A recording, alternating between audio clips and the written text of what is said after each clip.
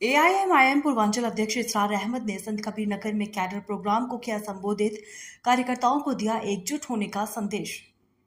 जी हाँ, आपको बता दें, ऑल इंडिया मजलिस ए इत्तेहादुल मुस्लिमीन यानी एआईएमआईएम के पूर्वांचल अध्यक्ष इसरार अहमद ने रविवार को संत कबीर नगर में आयोजित एक विशाल कैडर प्रोग्राम में हिस्सा लिया और कार्यकर्ताओं को संबोधित किया। इस दौरान उन्होंने पार्टी कार्यकर्ताओं से एकजुट होकर संगठन को मजबूत करने और पार्टी के विचारों को जन जन तक पहुंचाने का आह्वान किया। साथ ही इसरार अहमद का स्थानीय पदाधिकारियों और कार्यकर्ताओं ने भव्य स्वागत किया, जिससे कार्यक्रम में उत्साह का माहौल देखा गया। इसरार अहमद ने अपने संबोधन के अंत में कार्यकर्ताओं को एकता और अनुशासन का पाठ पढ़ाया। उन्होंने कहा, हमारी ताकत हमारी एकता में है। अगर हम एकजुट रहेंगे तो कोई भी ताकत हमें रोक नहीं सकती। एआईएमआईएम का लक्ष्य समाज में समानता और न्याय स्थापित करना है और ये तभी संभव होगा जब हम सब मिलकर काम करेंगे। ये कार्यक्रम एआईएमआईएम के लिए संत कबीर नगर में एक महत्वपूर्ण कदम माना जा रहा है, क्योंकि पार्टी पूर्वांचल क्षेत्र में अपने संगठन को और विस्तार देने की कोशिश में जुटी है। वहीं इसरार अहमद के इस दौरे से कार्यकर्ताओं में नया जोश देखा गया और उन्होंने पार्टी के मिशन को आगे बढ़ाने का संकल्प लिया। बाकी सियासी जमातों से क्या अलग है, क्या अच्छी है, क्या बेहतर है कि हम इत्तेहादुल मुस्लिमीन को वोट देते हैं। साथियों, जब लोग इस मुल्क हिंदुस्तान की तारीख की बात करते हैं तो आज से 1000 साल 1500 साल का इतिहास देखें। इस मुल्क में अलग अलग इलाकों में छोटी छोटी रियासतें हुआ करती थी और उन छोटी छोटी रियासतों में छोटे छोटे राजा हुकूमत किया करते थे जो आपस में लड़ते उड़ते रहते। हर 200 किलोमीटर 250 किलोमीटर चलने के बाद लोगों के देवी देवता बदल जाते थे, भाषा बदल जाती थी। लेकिन जब इस मुल्क में इस्लाम आया और मुस्लिम हुक्मरान आए तो उन्होंने इस मुल्क की सरहदों को अपनी तलवारों की नोक से खींचा, जो आज के हिंदुस्तान के रखने से लगभग 2.5 गुना बड़ी। कजाकिस्तान से लेके बर्मा तक इस मुल्क की सरहदें अगर बनाई तो आपके आबा और अजदाद ने बनाई। और इस मुल्क में लगभग 700-750 साल तक आपके आबा और अजदाद ने हुकूमत की। इस मुल्क में लगभग 350 साल तक कानून शरीयत नाफिज थी। बगदाद के खलीफा का नायब जो कि सुल्तान कहा जाता था, यहाँ उमरा था और इंसाफ कुरान के कानून के हिसाब से होता था। उसके बाद एक राजशाही का दौर आया, मुगल हुक्मरानों का दौर आया। 350 साल इस मुल्क पर मुसलमान बादशाहों की हुकूमत रही।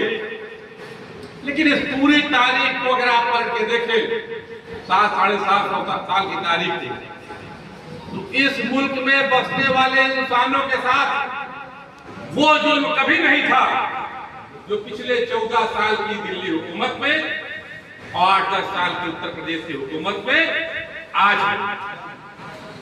कभी किसी दौर में ऐसा जुल्म नहीं था। लेकिन आज अगर ये जुल्म है तो जुल्म का कारण क्या है? वो लोग जो अपनी हरकतों के लिए, अपने किए के लिए, अपनी कारकर्दगी के लिए अल्लाह के सामने जवाब दे थे। जब वो बरसर इक़्तिदार थे तो आपकी जनता के डर से नहीं, अल्लाह के डर से हुकूमत करने वाले लोग इंसाफ दिया करते थे। हमको याद है, हमारे बचपन में जब छोटे थे तो लोग बड़ी हैरत के साथ ये कहा करते थे, अरे फला के चेहरे पे दाढ़ी है, वो झूठ बोल रहा। लोगों को बड़ा हैरत होती थी कि दाढ़ी वाला झूठ नहीं बोल सकता। यह आपका किरदार था। लेकिन कमी कहां से आई? आजादी की लड़ाई में आप या आप इस मुल्क की अपनी हुकूमत आप इन कब्ज़ों से नहीं हारे जो आज दिल्ली की सत्ता में बैठे हुए, जो आपको मिटाने की बात है। आप लड़ाई अंग्रेजों से हारे थे और अंग्रेजों से इस मुल्क को आजाद कराने में किसी कौम ने सबसे ज्यादा खून बहाया तो आपके उलमाओं ने बहाया। और आज भी अगर इस मुल्क के लिए जब जरूरत पड़ती है लहू की, अगर कोई खून देने वाला है तो आपकी कौम के लोग। लेकिन सवाल यह उठता है कि जब मुल्क आजाद हो गया तो आप इस इक़्तिदार की कुर्सियों से बाहर क्यों हो गए? आपने कभी इक़्तिदार पे पहुंचने की कोशिश क्यों नहीं की?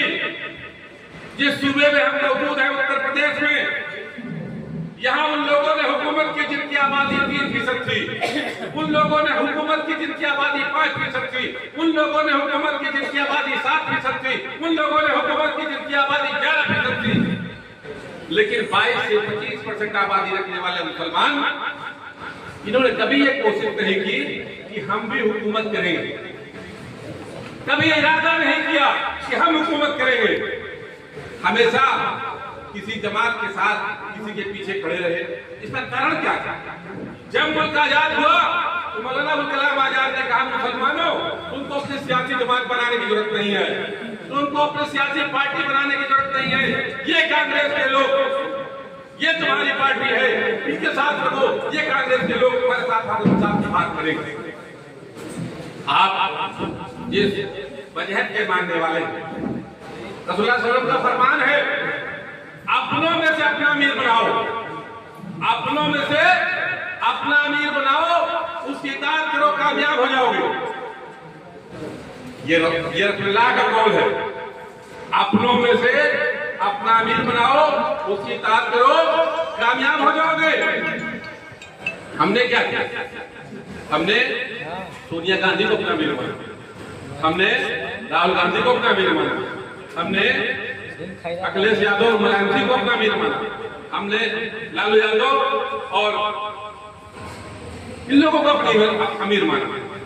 क्या हम अपने मजहबी जो हमारे यकीदे हैं, जो हमारा मजहबी विश्वास है, जो रसूलुल्लाह की टीचिंग है, क्या हमने उस पर अमल किया?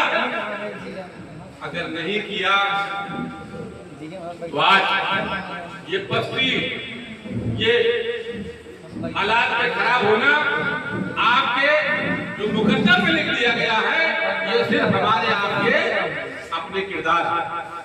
आज उत्तर प्रदेश में आपकी आबादी 22% है, यानी कि हर चौथा या पांचवा आदमी मुसलमान।